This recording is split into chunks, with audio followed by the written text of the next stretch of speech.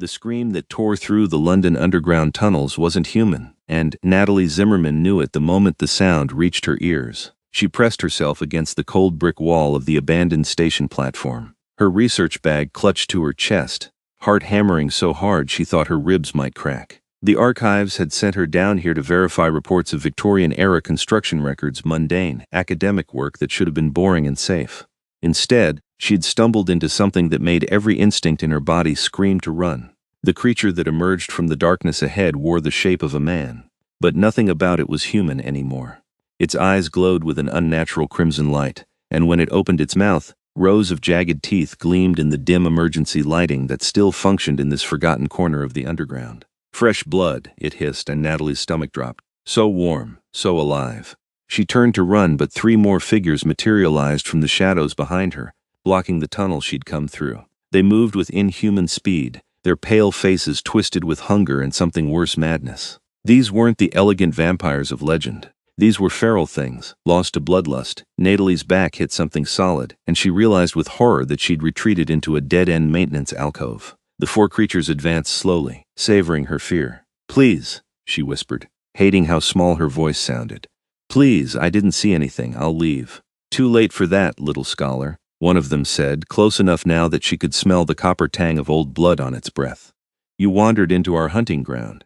That makes you—" The temperature in the tunnel dropped so suddenly that Natalie's breath fogged in the air. The feral vampires froze mid-step, their expressions shifting from predatory glee to something that looked like genuine terror. "Mine," a voice said from the darkness beyond them, and it wasn't loud, but it carried absolute authority that made Natalie's bones vibrate. "That makes her mine." The speaker stepped into the light and Natalie forgot how to breathe. He was tall, easily 6.5 feet, with snow-white hair that fell past his shoulders in a waterfall of silk. His skin was pale as marble, flawless and cold-looking, but his features were etchingly beautiful, sharp cheekbones, a strong jaw, lips that looked carved by an artist's hand. He wore modern clothing, dark trousers and a black shirt, but he moved like royalty, like someone who'd spent centuries knowing he was above everyone around him. His eyes, when they met Natalie's, were the color of molten silver. "Lord Castellan," one of the feral vampires stammered, dropping into a bow, so deep his forehead nearly touched the ground. "We didn't know, we weren't told this territory was—" "You weren't told because it isn't your concern what I claim," Castellan said, still not raising his voice. He didn't need to. Power rolled off him in waves that made Natalie's skin prickle. "You weren't told because rogues like you aren't worth informing. You hunt in my city without permission, you terrorize innocents, and now you threaten what belongs to me."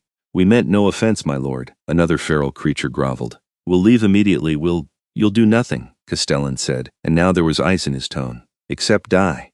He moved and Natalie couldn't track it.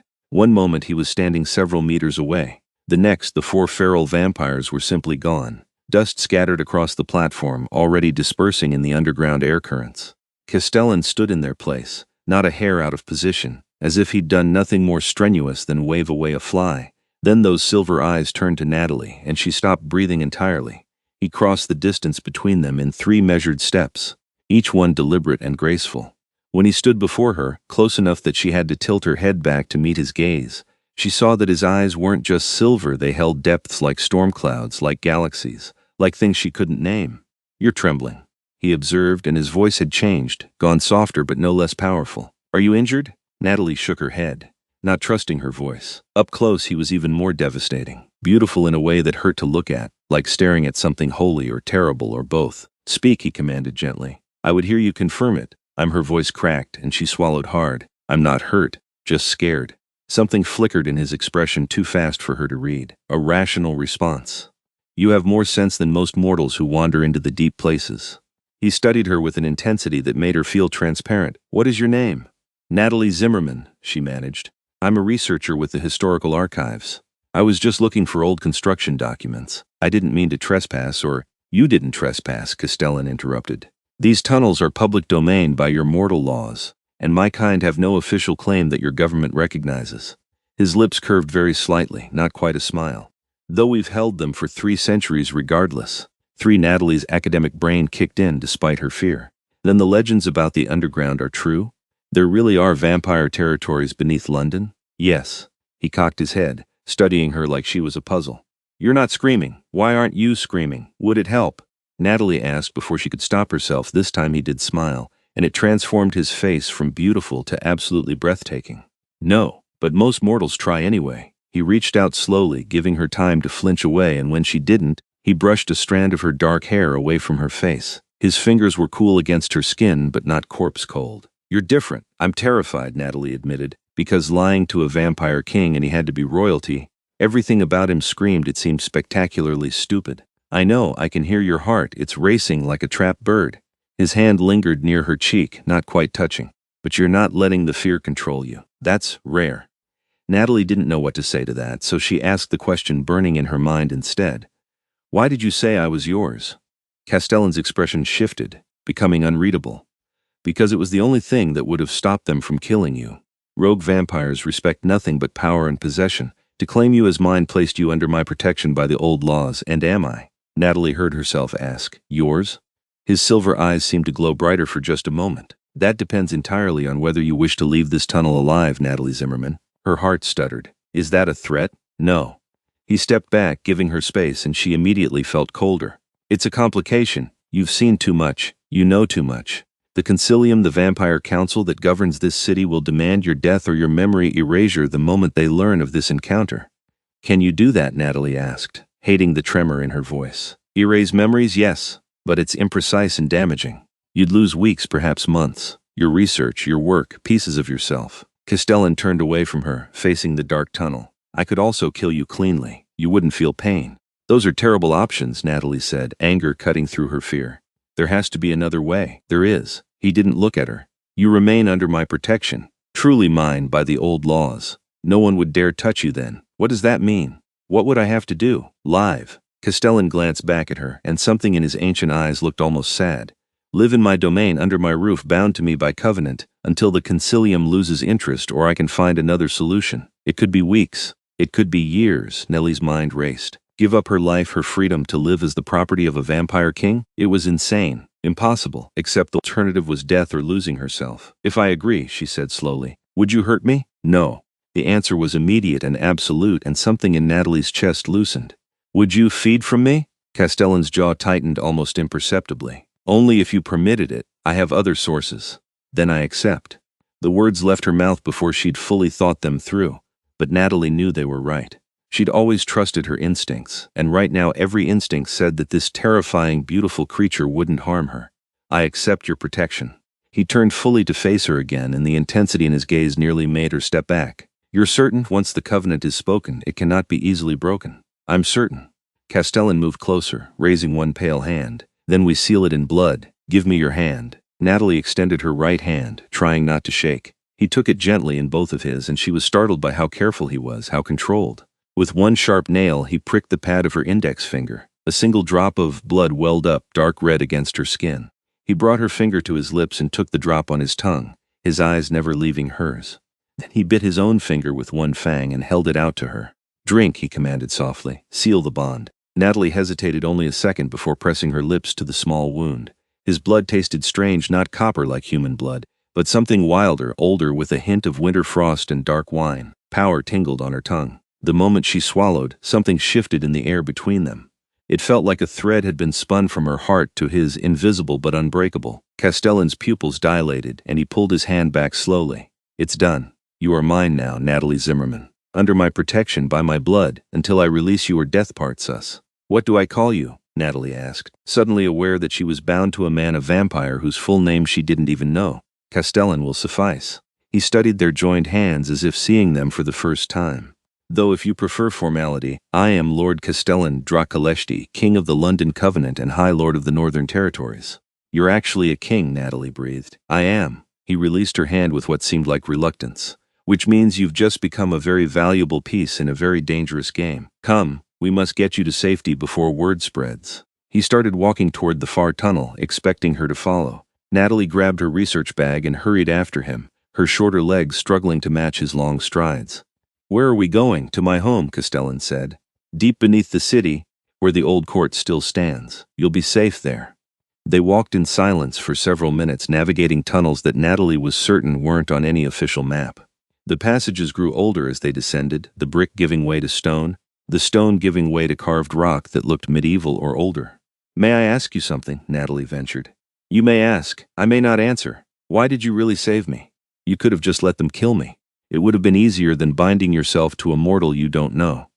Castellan stopped walking so abruptly that Natalie nearly ran into his back. He turned to face her in the dim light of what appeared to be torches now instead of electric bulbs.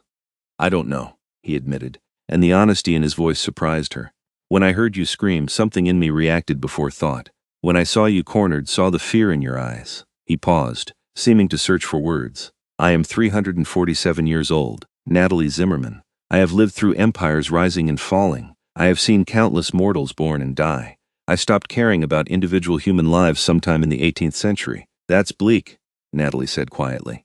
That's immortality. His silver eyes held hers. But when I looked at you, I felt something I haven't felt in decades. Curiosity, interest, a desire to know what you would say next, how you would react. You were fascinating in a way I'd forgotten mortals could be. Natalie's breath caught. So you saved me because I'm interesting? I saved you because the thought of your light going out of this world felt intolerable. Castellan turned away again, continuing down the passage. Everything else is details. They descended further, and Natalie began to see signs of habitation. Lights appeared, not electric, but something that glowed with steady, heatless illumination. The passages widened into corridors with high ceilings. Tapestries hung on walls, depicting scenes of battles and courts and creatures with fangs and wings. Then they turned a corner, and Natalie stopped dead in her tracks. Before them stretched a vast underground chamber, a city. Buildings carved from the living rock rose in elegant spires and arches, connected by bridges that seemed too delicate to be stone. Light came from everywhere and nowhere, illuminating a space that had to span several city blocks. People vampires moved through the streets below, all of them pale and graceful, dressed in everything from medieval gowns to modern suits. Welcome to Umbra Vita, Castellan said, watching her reaction with what might have been amusement. The shadow life. The true London, the one that existed before your mortal city claimed the surface. This is impossible, Natalie whispered. This is beautiful, terrifying, both? Castellan gestured for her to follow as he started down a grand staircase that descended from their vantage point into the city proper. Most mortals never see this. Those who do rarely survive the experience. Reassuring, Natalie muttered, but she followed him anyway. As they descended into Umbra Vita, Natalie became aware of eyes tracking their progress. Vampires stopped their conversations to stare. Some bowed deeply as Castellan passed. Others looked at Natalie with expressions ranging from curiosity to hunger to disgust. Stay close, Castellan said quietly, and it wasn't a request. You're safe under my protection, but some of the younger ones lack control. Natalie pressed closer to his side, hyper-aware of how vulnerable she was in this place. They crossed through winding streets, past buildings that looked like they belonged in a Gothic fairy tale. Everything was beautiful and ancient and utterly alien. Finally, they arrived at what could only be described as a castle. It rose from the cavern floor in towers of black stone, with windows that glowed from within. Guards stood at the entrance, vampires in dark armor that looked ceremonial but undoubtedly functional. They bowed as Castellan approached. My lord, we weren't expecting you to return with company. Inform the household that I have taken a mortal under covenant protection, Castellan said. She is to be treated as an honored guest and extension of my person. Anyone who threatens her will answer to me personally. The guard's eyes widened slightly, but they bowed deeper. Of course, my lord, it will be done immediately. Inside, the castle was even more breathtaking. Vaulted ceilings soared overhead, supported by columns carved with intricate designs. Chandeliers hung from chains, holding not candles but those same heatless lights. The floors were polished stone, covered in places by rich carpets that looked medieval. Vampires filled the hall's, servants, courtiers, guards. All of them stopped to stare as Castellan led Natalie through the corridors. She felt like a bug under a microscope. Don't they have anything better to do? She murmured. You're a mortal in the king's palace, walking freely under his protection, Castellan replied. It's the equivalent of me bringing home a pet dragon. Unusual, to say the least. I'm not a pet. He glanced at her, and something warm flickered in his expression. No, you're certainly not. They climbed stairs to an upper level, where the corridors grew quieter and more private. Finally, Castellan stopped before a set of double doors carved with images of roses and thorns. These will be your chambers, he said, pushing the doors open. You'll be safe here. The wards on this wing answer only to me. The rooms beyond were stunning. A large bedroom with a 4-poster bed draped in dark velvet, a sitting room with comfortable furniture and floor-to-ceiling bookshelves, a bathroom that looked like it belonged in a luxury hotel. Everything was elegant and clearly expensive, decorated in deep reds and blacks and golds. This is too much, Natalie said, stepping inside hesitantly. I don't need you're under the protection of a king, Castellan interrupted. Appearances matter. If I house you in servants' quarters, it implies you're worth nothing. If I house you in the royal wing, it tells everyone that you're valuable to me. He moved to the window, which looked out over the underground city. Politics. Natalie set down her bag, suddenly exhausted. The adrenaline was wearing off, leaving her shaky and overwhelmed. What happens now? Now you rest. It's nearly dawn by surface time, and you need sleep. Castellan moved toward the door. I'll have food brought up. Human food, he added, seeing her expression. We keep supplies for the occasional mortal servant. Wait, Natalie called as he reached the door. Will I see you again? Or do I just stay locked in here? Castellan paused, his hand on the doorframe. You'll see me. I need to monitor the bond, ensure it's settling properly. And he hesitated and for the first time looked uncertain. I find I'm not yet tired of your company, Natalie Zimmerman. So yes, you'll see me again.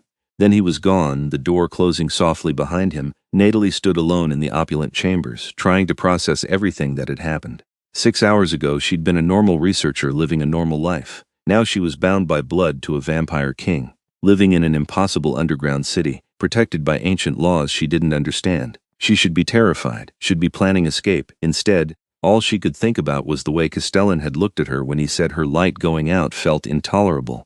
Sleep came easier than expected, and when Natalie woke, she found a tray of food waiting on the table in the sitting room. Fresh fruit, bread and cheese, cold cuts, and a pot of tea that was somehow still hot despite no visible heat source. She ate mechanically, her mind churning. She needed to understand this world she'd fallen into. Needed to know the rules, the dangers, what her life would look like now. A knock at the door startled her. Come in, she called, expecting a servant. Instead, Castellan entered, and Natalie's heart did that stupid fluttering thing again. He'd changed clothes, now wearing dark trousers and a deep burgundy shirt that made his pale skin seem to glow. His white hair was pulled back in a low tail, emphasizing the sharp planes of his face. You're awake, he observed. Good. I thought you might want answers. I have about 1,000 questions, Natalie admitted. Then ask. He settled into one of the chairs with unconscious grace, gesturing for her to sit across from him. I'll answer what I can. Natalie curled up in the opposite chair, pulling her knees to her chest. How does the covenant work? What are the actual rules? The covenant bond ties your life to mine in the eyes of vampire law, Castellan explained. It means harming you is the same as harming me, directly an act of war. It means you're entitled to my protection, my resources, and my defense against any threat. And what do you get from it? Theoretically, your service, your loyalty, your blood if I require it. His silver eyes held hers steadily. In practice with you, I haven't decided what I want yet. Natalie's stomach fluttered nervously. You said the bond has to settle. What does that mean? A blood covenant creates a link between the vampire and mortal involved. It allows me to sense you, your location, your emotional state if it's strong enough, whether you're in danger. Over the next few days, that link will stabilize. You may begin to sense me as well, though mortals usually experience it as intuition rather than clear knowledge. So you can feel what I'm feeling right now? Natalie asked, alarmed. Only the broad strokes. I know you're anxious but not panicking, curious but cautious. Castellan tilted his head. Why, what are you feeling that you'd rather I not know? Heat rushed to Natalie's cheeks. That's private. His lips curved in genuine amusement. Now I'm even more curious. But I won't push. He leaned back in the chair, studying her. What else do you want to know? The concilium. The council you mentioned. When will they find out about me? Castellan's expression darkened. They likely already know.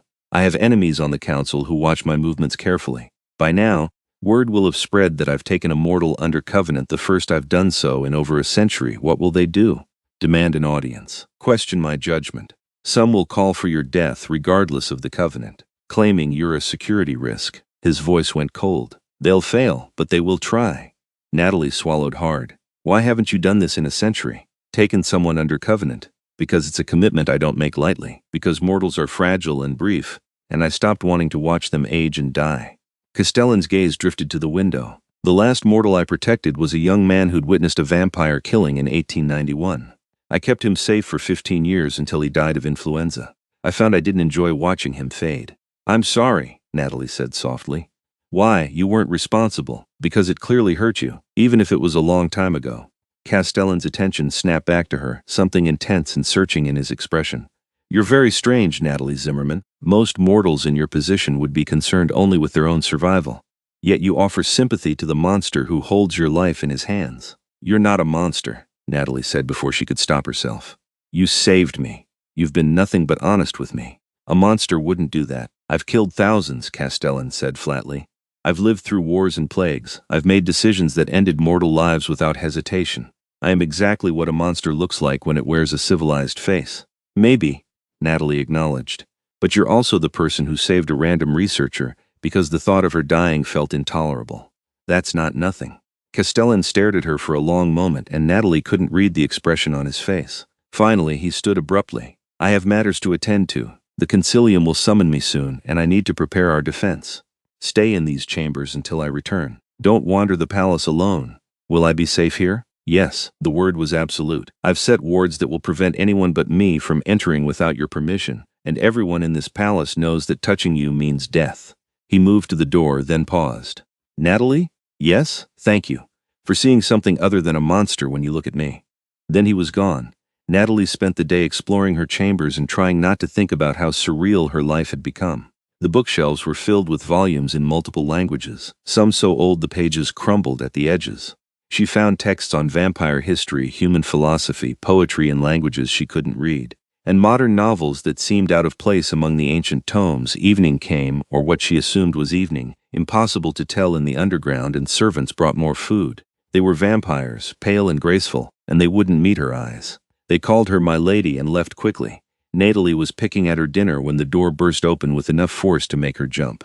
A woman strode in, and Natalie knew immediately this was another vampire. She had the same alabaster skin, the same preternatural grace. Her hair was white blonde, styled in an elaborate updo, and she wore a gown that looked like it belonged in a period drama. Her eyes were ice blue and filled with disdain. So you're the little mortal making such trouble, the woman said, circling Natalie like a predator. I confess I expected someone more impressive. Who are you? Natalie demanded, trying to keep her voice steady. Lady Serafina Mort, counselor of the Concilium and advisor to your protector. She said the last word like an insult. I came to see what could possibly have possessed Castellan to break his century-long isolation for a human. He saved my life, Natalie said. That's all. Is it? Serafina leaned close, and Natalie could smell something like roses and rot. Or perhaps you're a clever little thing who seduced our king with false innocence. It wouldn't be the first time a mortal tried to use their brief mortality to gain power. I didn't seduce anyone, Natalie snapped, anger overriding fear. I was in the wrong place at the wrong time, and Castellan chose to help me. That's it, we'll see. Serafina straightened, smoothing her gown. The Concilium convenes tomorrow night. You'll be brought before us to testify. If we determine you're a threat to vampire security, not even Castellan's covenant will save you. He said the covenant made me untouchable. The covenant makes harming you an act of war against Castellan personally, Serafina corrected coldly. But if the full Concilium votes that you're a danger to all of vampire kind, they can override even a king's protection. It's happened before. Natalie's blood ran cold. What do I have to do to prove I'm not a threat?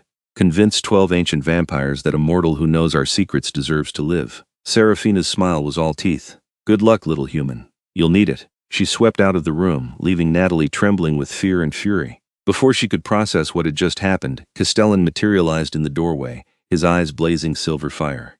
Did she touch you? He demanded. No, she just wait. How did you know she was here? The wards alerted me the moment she approached your door. I came as quickly as I could. He crossed the room in 3 strides, his hands hovering near Natalie's shoulders like he wanted to touch her, but wasn't sure he should. What did Serafina say to you? Natalie explained the conversation, watching Castellan's expression grow darker with every word. By the time she finished, his jaw was clenched so tight she could see muscle jumping. She had no right, he said, voice deadly quiet. No right to threaten you, to frighten you. The Concilium has rules about approaching covenant-protected mortals without the sponsor present. Is it true? Natalie asked. Can they override your protection? Castellan's silence was answer enough. Why didn't you tell me?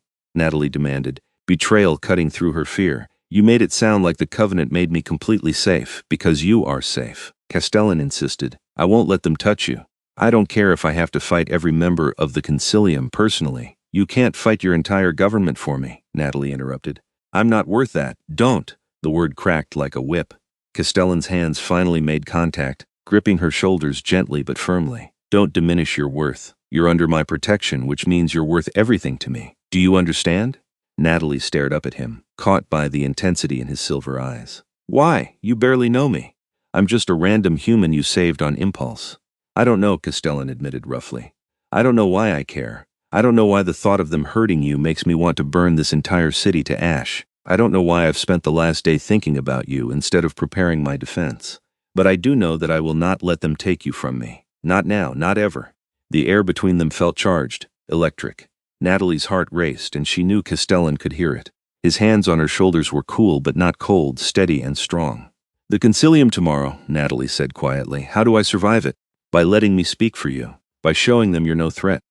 Castellan's expression softened slightly. And by trusting that I've survived vampire politics for 3 centuries. I know how to play this game. And if they vote against me anyway, his eyes hardened to steel. Then they'll learn what happens when someone tries to take what's mine. The possessiveness in his voice should have frightened Natalie. Instead, it made her feel safer than she had since this whole nightmare began. The next evening arrived too quickly. Servants came to dress Natalie in clothing more appropriate for a concilium appearance, a deep green gown that fit perfectly, despite no one having taken measurements, with a high neck and long sleeves that made her feel slightly less exposed. They styled her dark hair in an elaborate braid and gave her soft leather shoes that were surprisingly comfortable. When Castellan came to collect her, his expression went very still. What?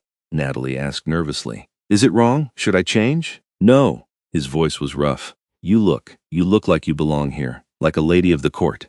He offered his arm. Come, it's time. Natalie took his arm, drawing courage from the solid strength of him beside her. They walked through the palace corridors. And Natalie noticed that every vampire they passed bowed deeply to Castellan and eyed her with wary curiosity. The concilium met in a vast chamber deep in the palace. The room was circular, with a high domed ceiling painted with images of the night sky. 12 thrones ringed the space, each occupied by a vampire who radiated age and power. Serafina sat in one, her expression smug. The others Natalie didn't recognize, but their collective regard made her feel like a mouse surrounded by cats. In the center of the circle stood a single chair, simple, wooden, clearly meant for her. Lord Castellan Druckaleshti, one of the council members, intoned. He was ancient-looking even for a vampire, with pure white hair and eyes like chips of obsidian. You've brought the mortal as summoned. High Counselor Corvus, Castellan replied with a slight bow. I present Natalie Zimmerman under my covenant protection. Protection we must now evaluate, another counselor said. This one was female with silver white hair in a severe bun. Sit, mortal, we have questions. Natalie walked to the chair on shaking legs and sat, hyper-aware of 12 immortal predators watching her every move. Castellan took a position beside her chair, standing like a guardian. State your name and occupation, Corvus commanded. Natalie Zimmerman. I'm a researcher with the London Historical Archives. And how did you come to discover our existence? Natalie explained about her assignment, the tunnels, the rogue vampires. She kept her voice steady, answered every question directly. The council listened in silence, occasionally exchanging glances she couldn't read. You claim you stumbled upon the rogues by accident, Serafina said when Natalie finished. Yet you were in a section of tunnel far from where any legitimate research would take you. Explain. I was following a reference in a Victorian construction document, Natalie replied. It mentioned a sealed passage that the workers had found and been ordered to avoid. I wanted to see if it still existed. Curiosity, Serafina said. How convenient. It's the truth, Natalie insisted. Perhaps, Corvus leaned forward. Regardless of how you discovered us, the fact remains that you are now a security risk. You know of our existence, our location, our society. What's to stop you from revealing us to your mortal authorities? The fact that no one would believe me, Natalie said. And the fact that I have no desire to cause problems. I just want to live my life. A life that now includes intimate knowledge of vampire politics and territory. Another counselor pointed out. You understand our concern. I understand that you're afraid, Natalie said before she could stop herself. The room went deathly silent. You've built this beautiful, impossible society beneath a city of millions, and you're terrified that one wrong word could destroy it. I get that. But I'm not your enemy. I don't want to expose you. I just want to go home. You speak boldly for someone whose life hangs by a thread, Serafina said coldly. I speak honestly, Natalie countered, which is more than I can say for some people in this room. Several counselors actually looked amused. Corvus's lips twitched. She has spirit. I'll grant her that. Spirit won't protect our people if she decides to write a tell-all book, Serafina snapped. Which is why she's under covenant, Castellan interjected. The bond ensures her loyalty and gives her every reason to keep our secrets. Revealing us would mean revealing herself as covenant-bound, making her a target for every vampire hunter in Europe. She's as invested in our security as we are, unless she's released from the covenant, another counselor pointed out. What then? I won't release her, Castellan said flatly. Ever? Serafina challenged. You'll keep her bound until she dies of old age? That's cruel even for you, Castellan.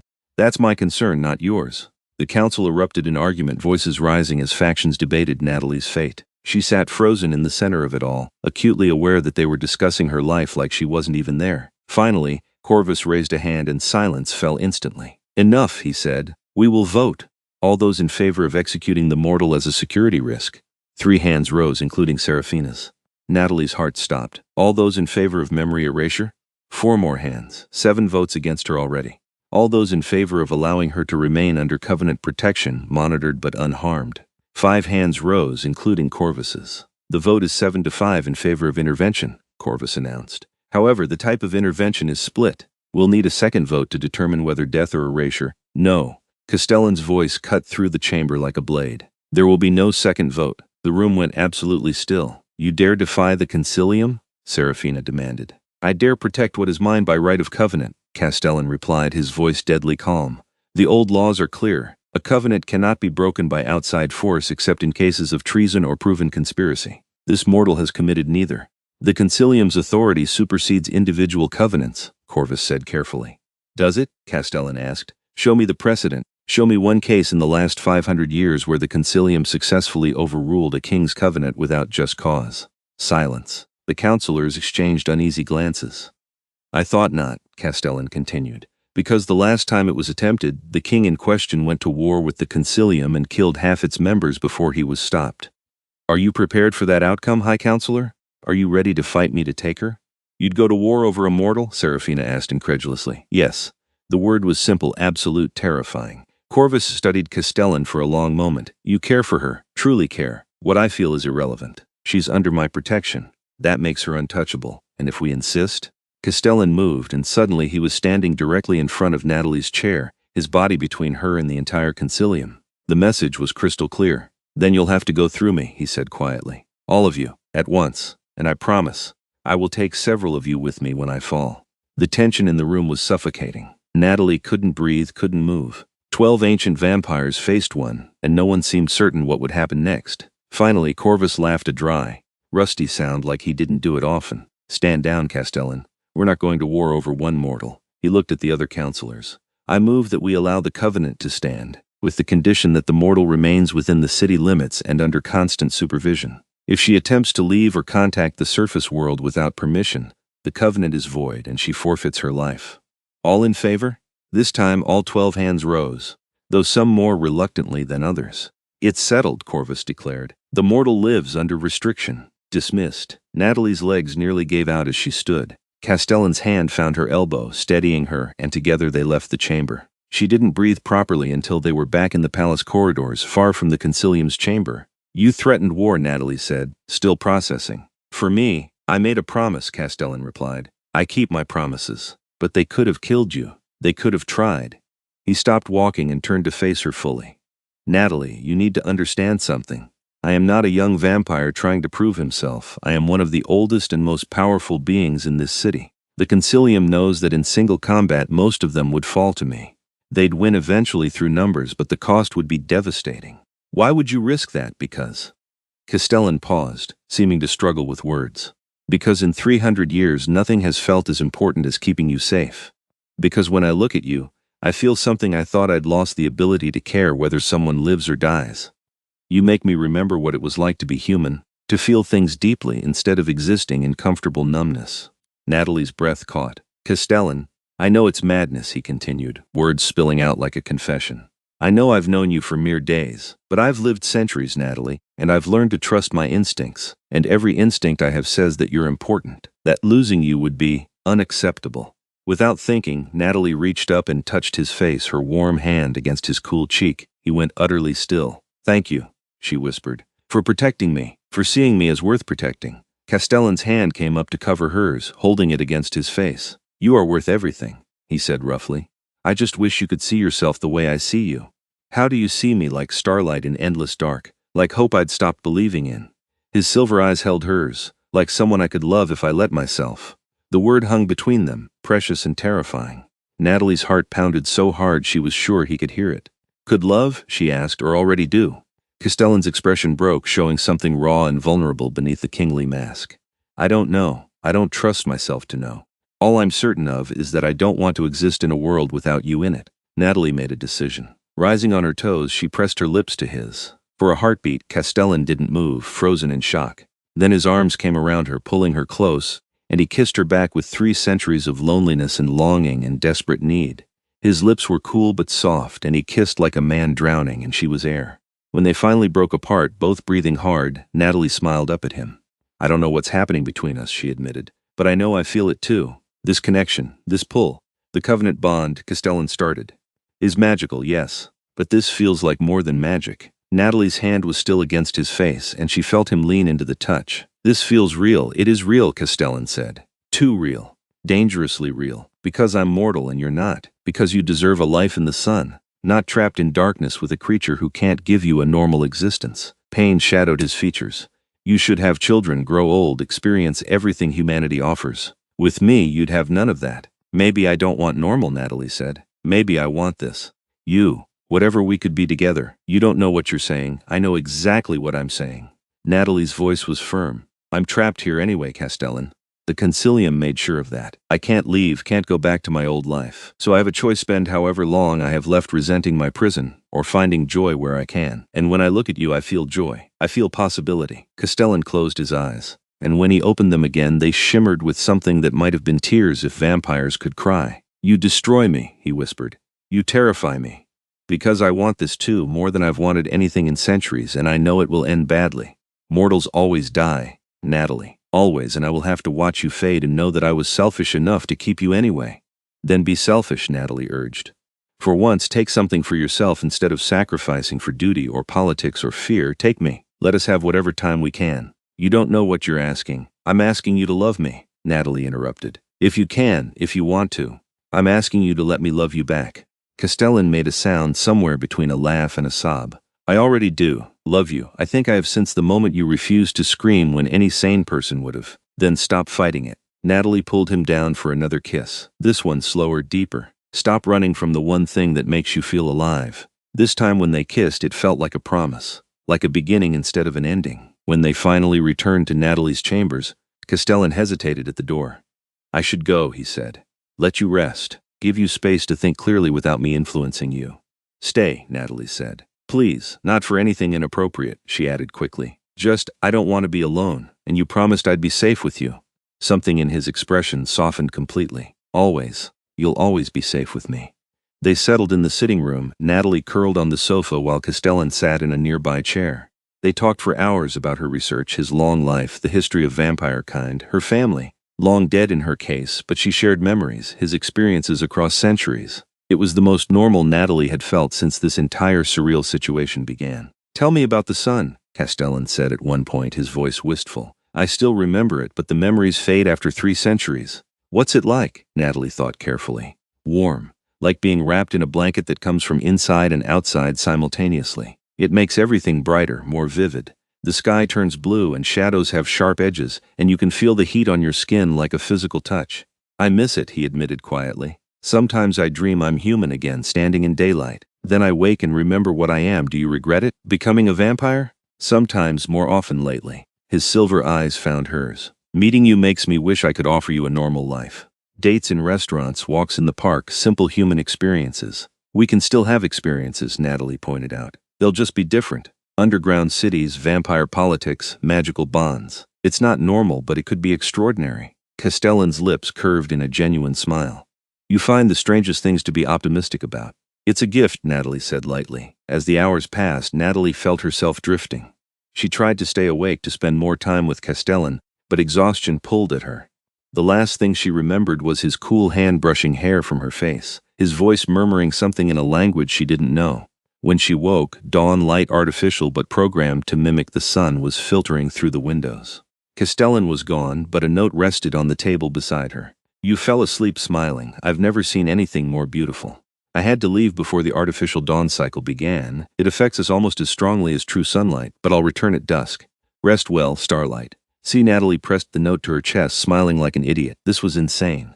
Absolutely insane. She was falling in love with a vampire king who'd known her for less than a week. And she didn't care. The days that followed developed a rhythm. Natalie would wake, eat breakfast, and explore more of the palace and the underground city with guards Castellan assigned to her. She learned vampire customs, met courtiers, studied the intricate politics that governed Umbra Vita. Everyone treated her with wary respect. The king's mortal, under his protection and clearly important to him. At night, Castellan would come to her chambers, and they'd talk for hours. Sometimes he'd show her parts of the city she hadn't seen. Other times they'd simply sit together, reading or enjoying silence. He never pushed for more than Natalie was ready to give, but the tension between them grew stronger with each passing day.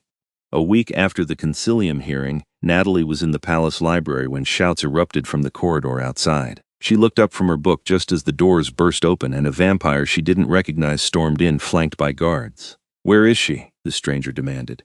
He was tall and pale like all vampires, with white hair and eyes like amber. He wore modern clothes but moved like a warrior. "Where's the mortal whore who's corrupted our king?" Natalie stood slowly, heart racing. "Who are you?" "Lord Draven Nix, and you need to leave this city before you destroy everything." He stalked toward her, and Natalie backed away. "Castellan has gone soft because of you. He's refusing to enforce laws, making decisions based on emotion instead of logic. You're a weakness we can't afford." "I'm not trying to corrupt anyone," Natalie protested. "I'm just trying to survive." "By seducing a king?" Draven sneered. "You mortals are all the same. You see power, and you grab for it. Consequences be damned. That's not what this is, isn't it? Then why has Castellan started talking about changing covenant laws? Why is he suddenly concerned with mortal rights in vampire territory? It's all because of you."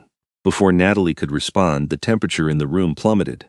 Castellan appeared in the doorway, and the fury radiating from him made the air itself seem to shake. "Step away from her, Draven," he said, voice deadly quiet. "Now or what?"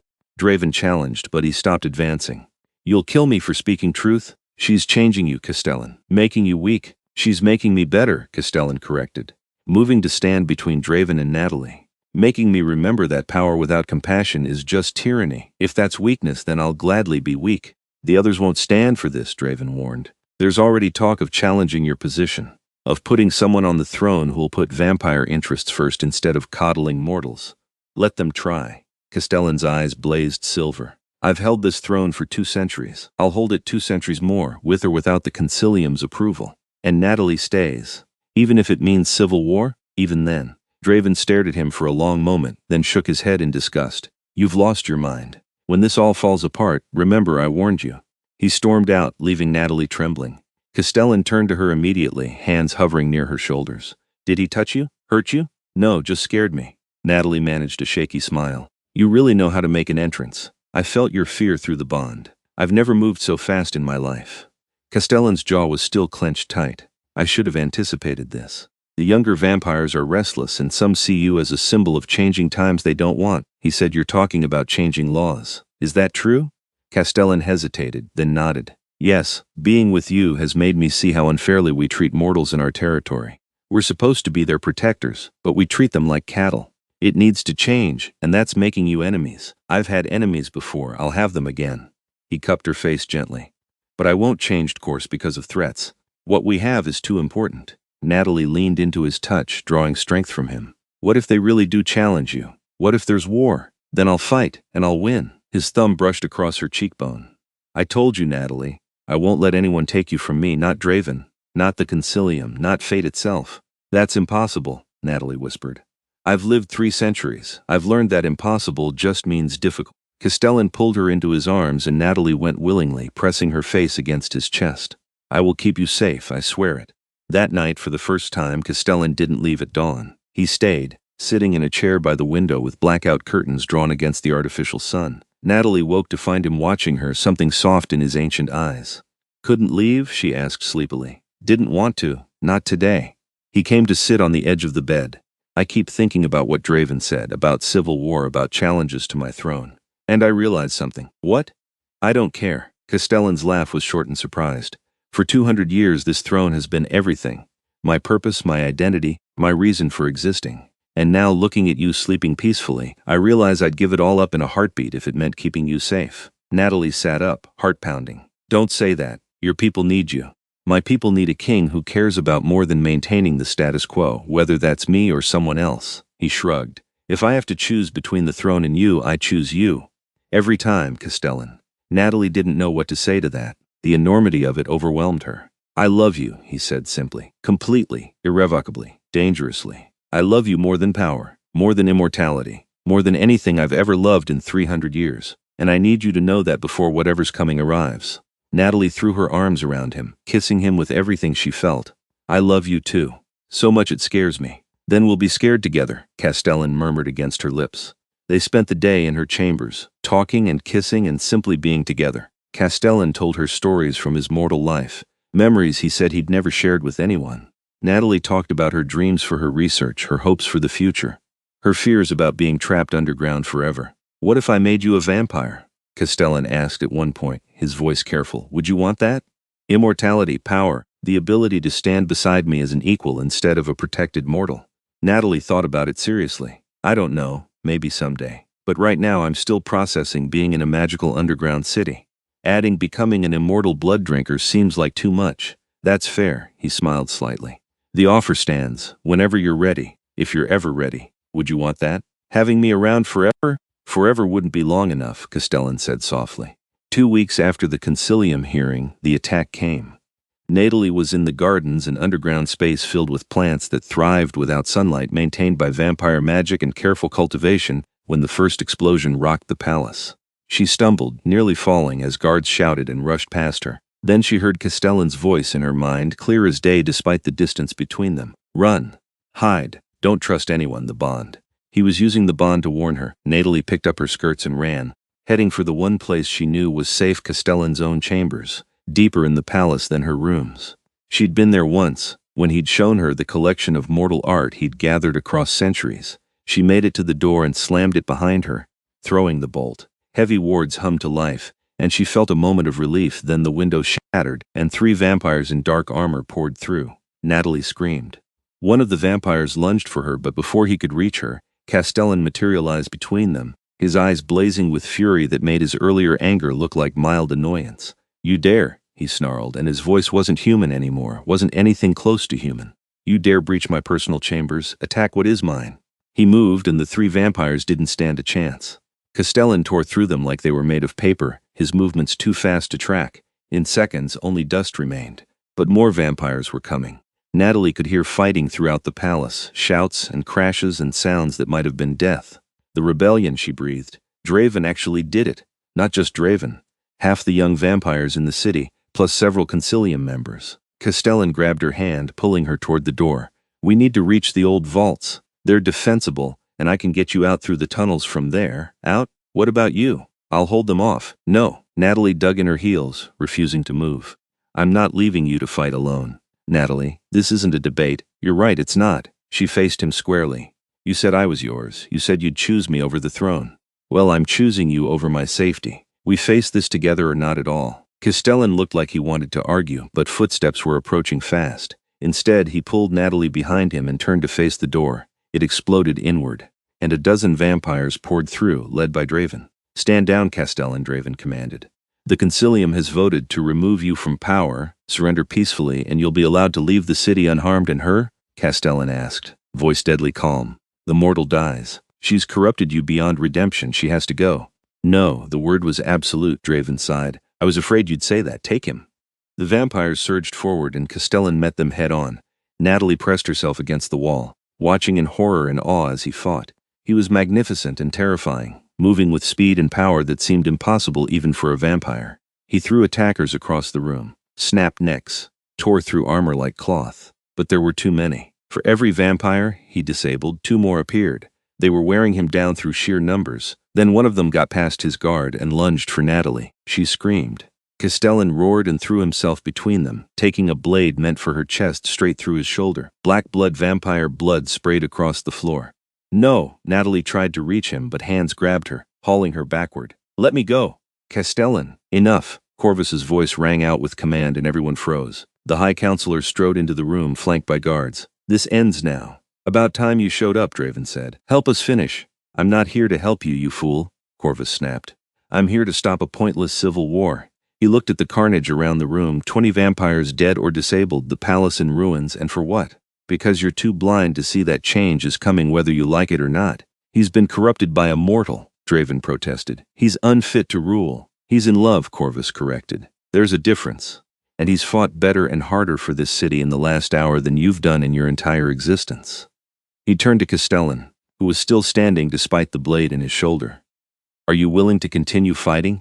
"Until none of them are left," Castellan said through clenched teeth.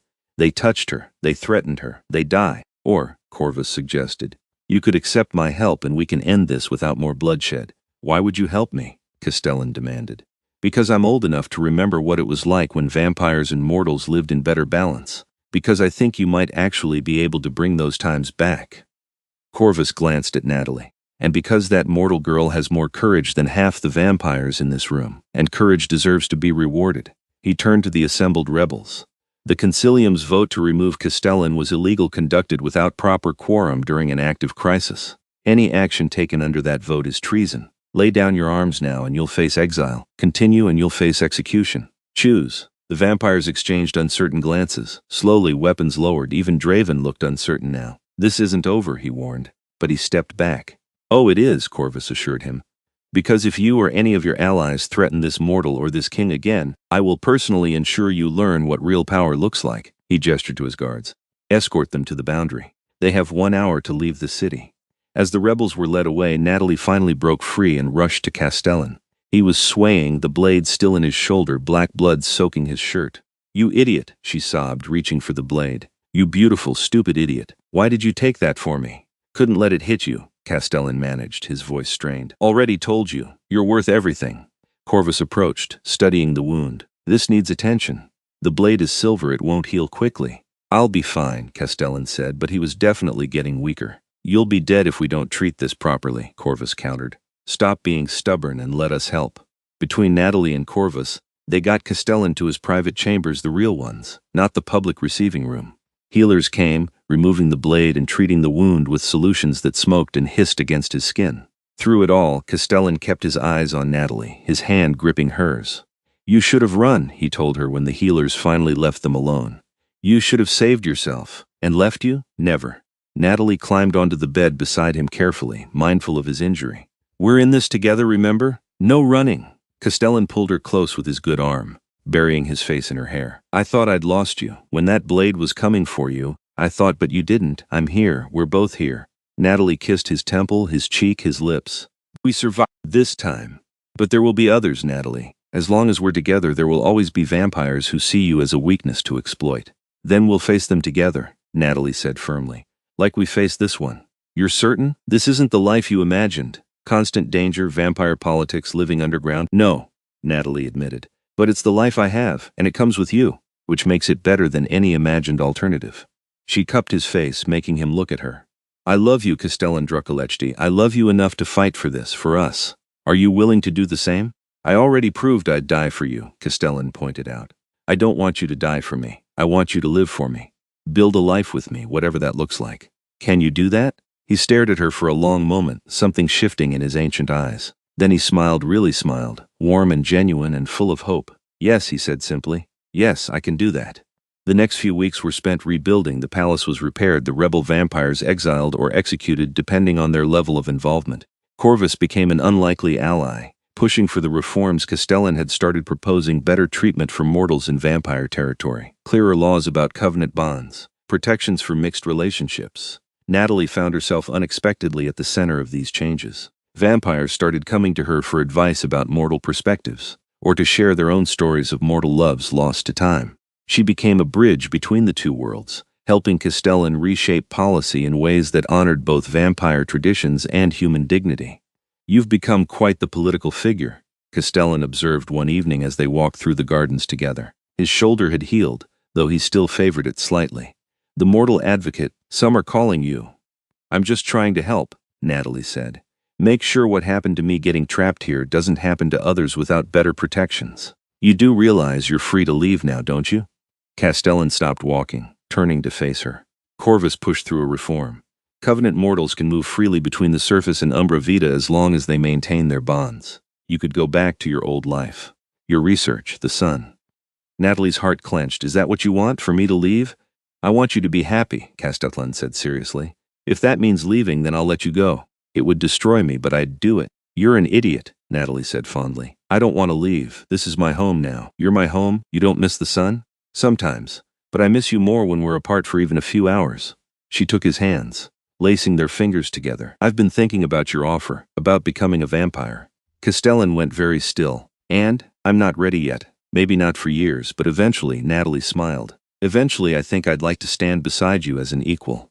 Live the kind of life we could build together if time wasn't a factor. You're certain? Immortality isn't something to choose lightly. I know. Which is why I'm not choosing it now. But I'm choosing you.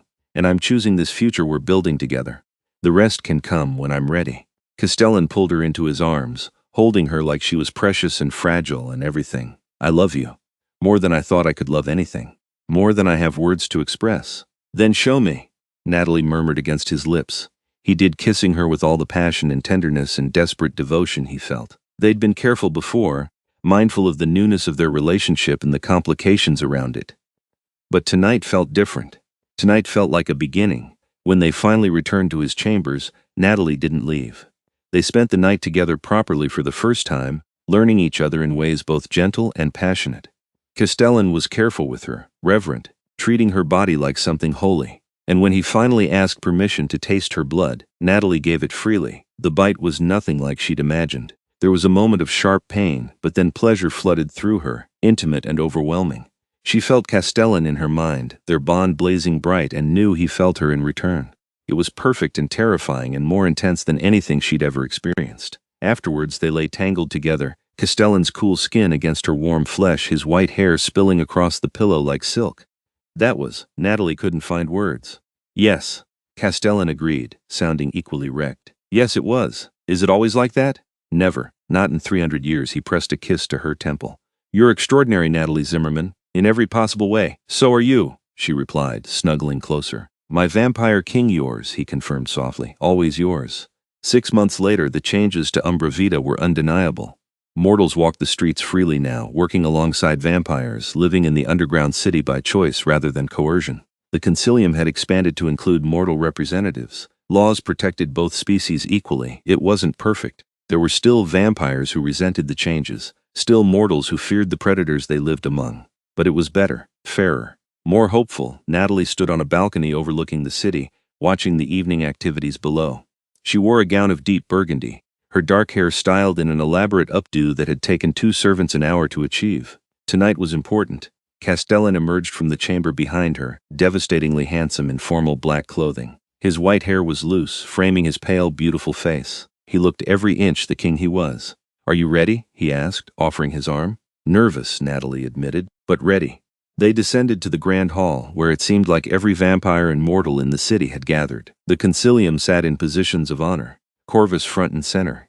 Serafina was there too, looking less hostile than she had 6 months ago, though still not exactly friendly. Castellan led Natalie to the center of the hall, and the crowd fell silent. We gather tonight to witness something that hasn't occurred in this city in over a century, Castellan announced, his voice carrying easily through the space. A formal covenant bonding, where mortal and vampire join not just by blood and law but by choice and love. Murmurs rippled through the crowd. This was different from the emergency covenant he'd placed on Natalie that first night. This was a conscious public declaration. Natalie Zimmerman, Castellan continued, turning to face her fully. 6 months ago, I saved you from rogues because something in me couldn't bear to let your light be extinguished. Since then, you've become the center of my world. You've challenged me, changed me, made me better than I was. You've brought hope and compassion back to a city that had forgotten both. He took her hands, and Natalie saw that his were shaking slightly. I want to spend eternity with you. Whether you choose to become vampire eventually or live out your mortal life, I want every moment you'll give me. I want to wake beside you, build this city with you, face whatever comes with you at my side. Will you accept this bond freely? Will you be mine as I am yours? Natalie's eyes burned with tears. Yes, 1,000 times yes. Castellan produced a knife, ceremonial, ornate, ancient. He cut his palm, then offered the blade to Natalie. She took it with steady hands and made the same cut. They pressed their palms together. Blood mixing red and black, warm and cool, mortal and immortal. Power exploded outward from them, visible as ripples of light that cascaded through the hall. The bond that had connected them before strengthened, deepened, became something unbreakable. Natalie gasped as she felt Castellan fully for the first time, his love for her, his fierce protective instinct, his joy and fear and desperate hope all tangled together, and she knew he felt her in return. Her love, her certainty, her absolute commitment to this impossible relationship. When the light faded, Corvus stood and began to applaud. The rest of the hall followed, mortals and vampires alike celebrating this union. "You're stuck with me now," Natalie whispered to Castellan as the cheering continued. "Best thing that's ever happened to me," he replied, pulling her into a kiss that made the crowd cheer louder. The celebration lasted until dawn, and for the first time, Natalie didn't feel like an outsider in Umbra Vita. She was home, truly home. Years passed. Natalie continued her research, now with access to vampire archives that contained historical records going back millennia. She published papers on vampire-human relations throughout history, becoming a leading scholar in a field that didn't officially exist but was whispered about in certain academic circles. Castellan ruled with wisdom and compassion, the city flourishing under his leadership. The reforms continued, expanding rights and protections for all who lived in Umbra Vita. Other vampire cities began to follow their example, reaching out to ask how they'd achieved such harmony. On Natalie's 30th birthday, she and Castellan stood together in the gardens where they'd walked so many times before. "I've been thinking," Natalie said, watching the phosphorescent flowers bloom around them. "About your offer, about forever." Castellan went very still. "And I want it, with you, all of it." She turned to face him fully. "I've lived a decade in this world now. I know what I'd be giving up. I know what I'd be gaining. And I choose you. I choose us. I choose forever." Joy blazed across Castellan's face, so intense it took her breath away. "You're certain? There's no going back once it's done." "I've never been more certain of anything." Natalie smiled. "Make me yours, truly, completely, eternally yours." The transformation took 3 days. Castellan was with her through all of it, holding her hand as the vampire blood worked through her system, rewriting everything she was at a fundamental level. It was agony and ecstasy, death and rebirth, the end of one life and the beginning of another. When Natalie woke on the 4th day, everything was different. Colors were more vivid, sounds clearer, every sense heightened to impossible degrees. And the hunger, she could feel it like a living thing in her chest. But Castellan was there, guiding her through it, teaching her control, showing her how to feed without killing, how to manage the bloodlust, how to exist as what she'd become. When she finally saw herself in a mirror, Natalie barely recognized the woman staring back. Pale skin, eyes that glowed faintly silver like Castellan's dark hair that seemed to have gained new luster. She looked like a creature from myth. She looked like she belonged beside a king. "Beautiful," Castellan breathed, watching her examine her new form. "You were always beautiful, but now I can stand beside you as an equal," Natalie finished. "Now we have forever." "Forever," he agreed, pulling her into his arms. "Though forever won't be long enough." They were married by both vampire and mortal custom in a ceremony that drew representatives from vampire cities across Europe. Natalie wore white that seemed to glow against her new pale skin, and Castellan looked at her like she'd hung the stars. When he kissed her at the end of the ceremony, sealing their bond in every possible way, Natalie felt complete. This strange, impossible journey from a random researcher stumbling into danger to vampire queen standing beside the love of her immortal life, it all made sense. 20 years after that first night in the tunnels, Natalie stood beside Castellan on the same balcony where she'd once been so nervous. Below them, Umbra Vita thrived. Mortals and vampires lived in harmony, a model for the world of what was possible when fear gave way to understanding. "Do you ever regret it?" Castellan asked, his arm around her waist. "Giving up your mortality? Your life in the sun?" Natalie thought about it honestly. "Sometimes I miss the warmth of the sun on my skin, miss the simplicity of being human. But then I look at what we've built together, and I know I made the right choice, even though it meant giving up so much. Because what I gained was worth so much more." She turned in his arms, meeting his silver eyes with her own. "I gained you. I gained time to make a real difference. I gained a love that will outlast centuries, that's worth any sacrifice." Castellan kissed her softly. "I love you, Natalie Draculeshti, my wife, my queen, my starlight in the darkness. And I love you, my vampire king, my protector, my partner, my forever." Natalie smiled against his lips. "Thank you for blocking that doorway, for refusing to let them reach me, for choosing me. I'll always choose you," Castellan promised. "In this life and every one that might come after. You're mine as I am yours for as long as eternity lasts." "Forever," Natalie agreed. "Forever." And in the beautiful, impossible city beneath London, a vampire king and his queen stood together, watching over the world they'd built from courage and love and the absolute certainty that some bonds transcended even death itself. Their story had begun with danger and desperation, but it would continue in joy and partnership, a testament to the power of choosing love even when everything said it was impossible. The doorway Castellan had blocked that first night had been the entrance to Natalie's death.